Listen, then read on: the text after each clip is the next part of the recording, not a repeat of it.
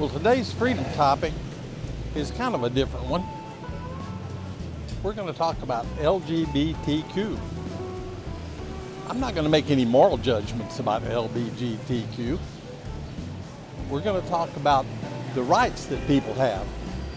This is a small group, but they have rights too. So we're going to see what they are and what the differences are in Vietnam and the USA.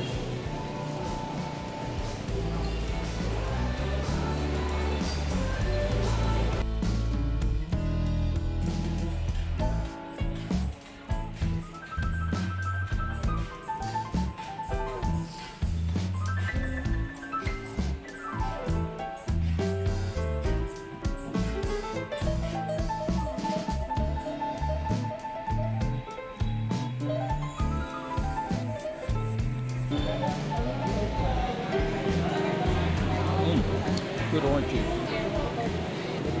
Well, regardless of your opinion on LGBTQ, it exists in Vietnam and it exists in the USA. And there's some differences in the rights and how things are done in both countries. And today we're going to try to talk about that and the legal sense and also in the social sense. Gay people, trans people, and the entire group, they're human beings just like all of us, and they deserve rights, and they have rights. It's just how the government and how society determines those rights and treats the people that determines the quality of life that they're going to have. Of course, they deserve fair treatment by their government. In Vietnam, as far as I can tell, being LGBTQ has never been illegal. I couldn't find any historical references to it being illegal. The government has some problems in that a trans person, for instance, has to switch their ID from male to female or female to male. Well, there's no provision to do that yet. So that's a problem. There's also a problem with people that identify as one sex or the other, being able to have that represented on their identification. Gay marriage is another issue. It's not illegal here, but there's no recognition in the government in gay marriage. So the things that would normally apply legally to a married couple don't apply to an LGBTQ married couple. So there's some problems there. They're going to be looked at closely, and they're trying to find a solution to it. In Vietnam, gays can serve in the military. There's no problem with that, openly. The pressure that comes on gay people here is mostly social and family, not so much from the government.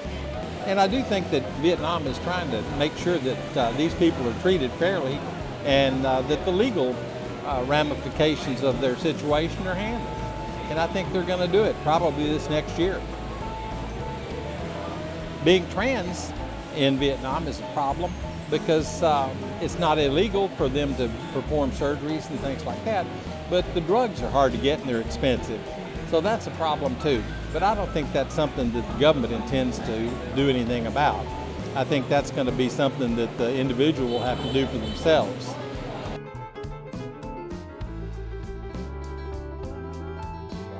In the USA, the LGBT community is governed by 50 little governments, like I've said before in my other Freedom Series videos. 50 governments, 50 sets of rules. So gay marriage, property ownership, inheritance, I mean, you name it, trans surgeries, all this other kind of stuff. There's laws in every state about it, and it's confusing. There's no central policy. So gay people definitely have issues with that. The other problem in the U.S. is that social justice warriors have taken up the cause of LGBTQ, and now they're trying to push it on everybody else. Little kids in school, identify as male or female, depending on what they feel like.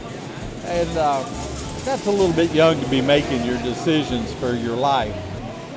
I noticed in the news the other day, the NASDAQ is now requiring companies to be listed on the on the NASDAQ stock exchange to have people that identify as LGBTQ on their board of directors.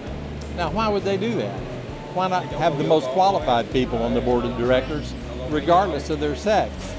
It's another form of discrimination, like racism, things like that.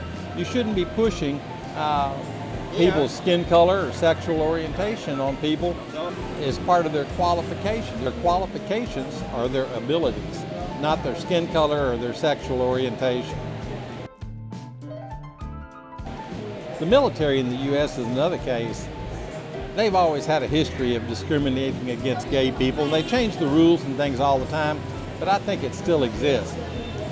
It's probably not supposed to exist, but I think it seriously does exist. And so the old don't ask, don't tell, and all that kind of stuff, it's around, maybe not on paper, but it's around in reality. You know, in my opinion, Vietnam treats LGBTQ pretty normally. They have all of their events. They have gay pride parades, they have gay nightclubs, and a lot of gay entertainment venues. It's just not that big a deal. And they don't make it into a big deal. You just really, don't notice because it's part of everyday life here. I think in the U.S., the forced diversity by special interest groups is probably a bigger problem than the government. But that's my opinion. I'm just going to tell you the facts that I know, and you decide for yourself. This is number 7 of the Freedom Series. I hope you'll consider subscribing to the channel and hit the notification bell so you won't miss any more in the Freedom Series. I've got a lot more coming. This is JR, the expat in Saigon, saying thank y'all for watching.